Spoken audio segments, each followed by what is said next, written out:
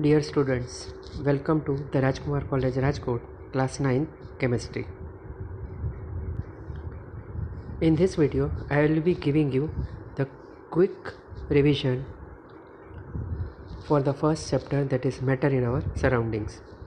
As we have seen in our previous two videos that matter exists in 5 different states: solid, liquid, gas, Bose-Einstein state and the plasma state. Here we will see the properties and the characteristics of the particles of solid, liquid and gas. As all of you can see, the solids have definite shape, definite volume, they do not flow, the particles are closely packed and they are highly incompressible. So the solids are not compressible.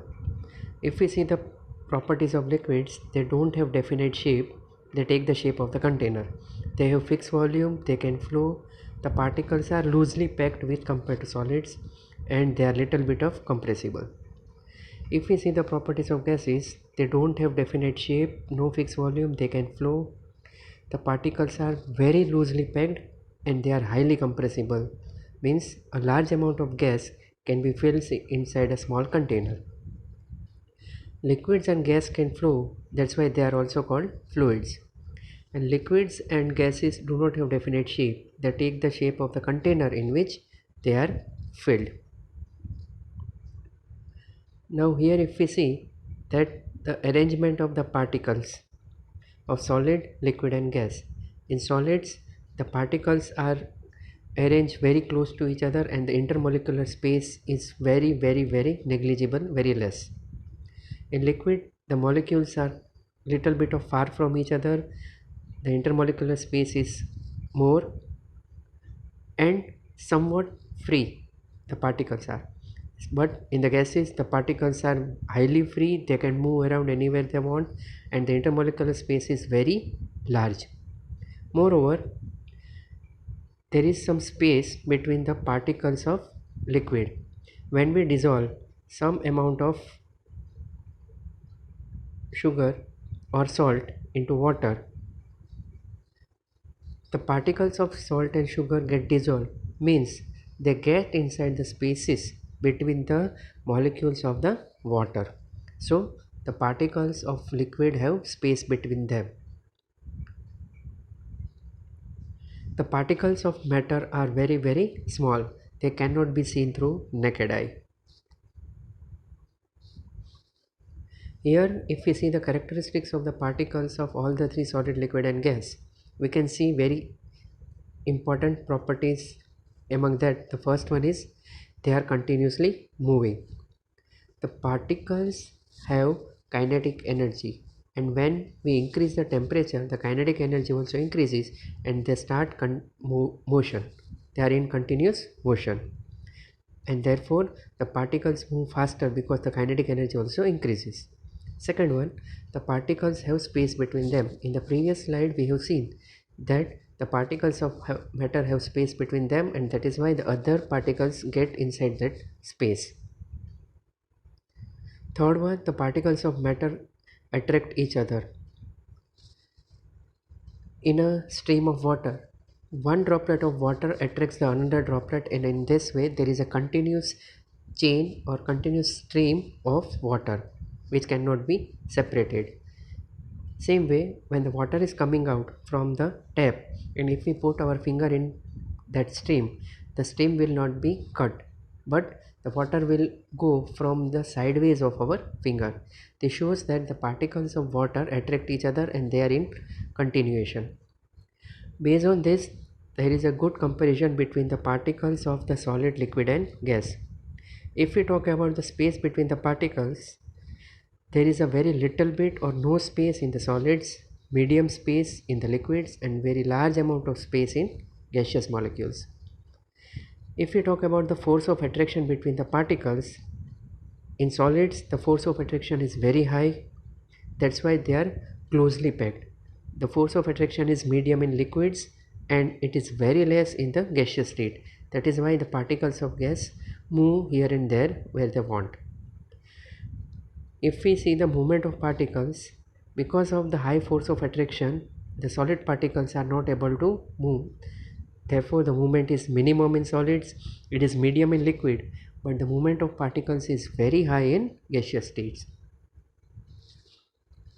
Our body is also made up of all these three states of matter. The bones and the teeth are solid, the blood and the water present in our body is in liquid state, and the air in our lungs, which contains carbon dioxide and oxygen, is in gaseous state. Now if we see the characteristics of the particles of solid state, we can see that they have definite shape, distinct boundaries, they are rigid, incompressible, and have definite volume. Solid particles, solid substances have definite boundaries, and that's why we are able to hold them and lift them. We hold them through their boundaries, which is not possible in liquids and gases.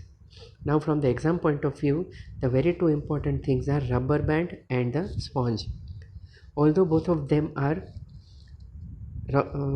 solid, they are not following all the properties of the solid. The first one, when we apply the force on the rubber band, its shape changes, but when we remove the force, it again regains its shape. Same way, although the sponge is solid in nature, but we can compress it. It is because when we compress it, the air which is filled inside the sponge, it comes out through the pores, and that is why it is compressible.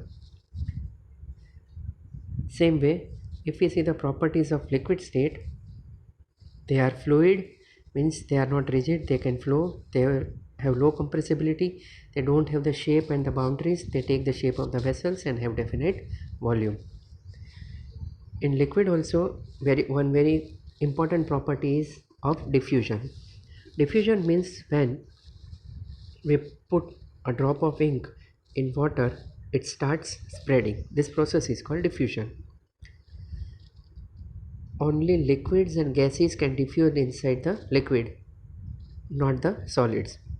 That is why the oxygen and the carbon dioxide gets diffused inside the seawater, and through that the aquatic plants and animals which live inside the water take in the oxygen and give out carbon dioxide. Same way, if you see the properties of gaseous state, they are fluid, they are highly compressible, they don't have definite boundaries, no definite shape and no definite volume. For gases, one very important physical quantity is pressure. The particles of gas apply pressure on each other as well as on the walls of the container in which they are. That is why when we boil the water in a closed vessel, we can hear the sound, because the particles of vapor are striking with the lid. Now, we have also seen in our previous videos that for changing the state of matter, two things are required. One is temperature and the other thing is pressure. Water exists in three different states, that is ice, water and water vapor, solid, liquid and gas.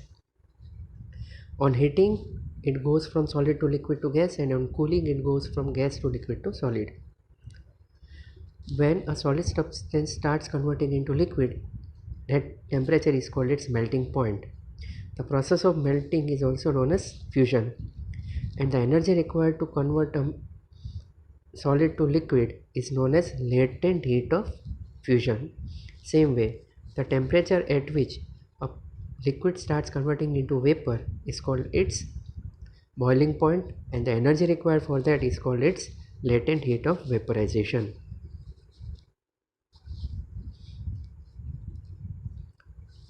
In this diagram, we can see that for converting solid to liquid to gas, we have to provide the heat to the substance. But for converting gas to liquid to solid, we have to take away the heat, we have to absorb the heat. That's why at 25 degrees Celsius the water is in liquid state, at 0 degree it is in solid state, ice, and at 100 degree it is in gaseous state, that is steam, water vapor. In our previous video, we have also seen one very good process that is called sublimation. It is a process in which solid directly gets converted to gas and the gas directly to solid. For explaining the sublimation process, I have taken the example of naphthalene balls and the camphor. In school, In the class we will be doing the experiment of ammonium chloride NH4Cl for understanding the process of sublimation, how it gets converted from solid to direct gas and gas to solid.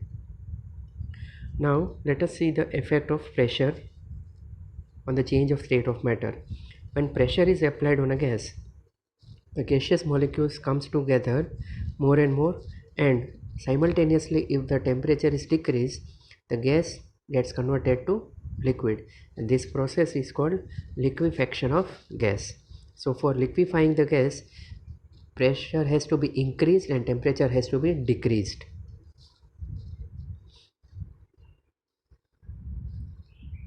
In this diagram, the conversion of solid to liquid to gas has been explained by different processes. That is, solid to liquid is melting and liquid to gas is evaporation.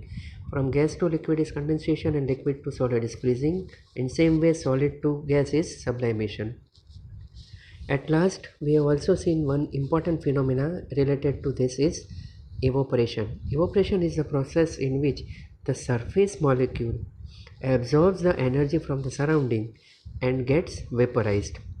No heating takes place, only the energy from the surrounding is taken. There are four factors which affect the rate, that is the speed of evaporation, which are surface area, temperature, humidity and wind. Evaporation rate is directly proportional to the surface area, temperature and wind. It means if the surface area or the temperature or the wind increases, the speed of evaporation also increases. But humidity is inversely proportional to the rate of evaporation, means more the humidity, less will be the speed of evaporation. We have also seen that because of evaporation, cooling is created. It causes cooling. The very good examples are when we put some amount of acetone on our palm. The acetone absorbs the energy from our palm and evaporates, and that's why we feel cool on our hand. Acetone is nothing but the nail polish remover which is available in our home also. Same way, it is advisable to wear cotton clothes in summer because cotton is a good absorber of water and it absorbs the sweat from our body, and that sweat gets evaporated, and that's why our body feels cool. Next, if in summer season, because of hot season, nowadays we sprinkle water in front of our eyes. By spreading the water in front of our house, that water gets evaporated and the surrounding of our house gets cool. That's why we feel cool inside our home. So by this quick revision, all of you might have understood the important concepts of chapter 1. Thank you and take care all of you.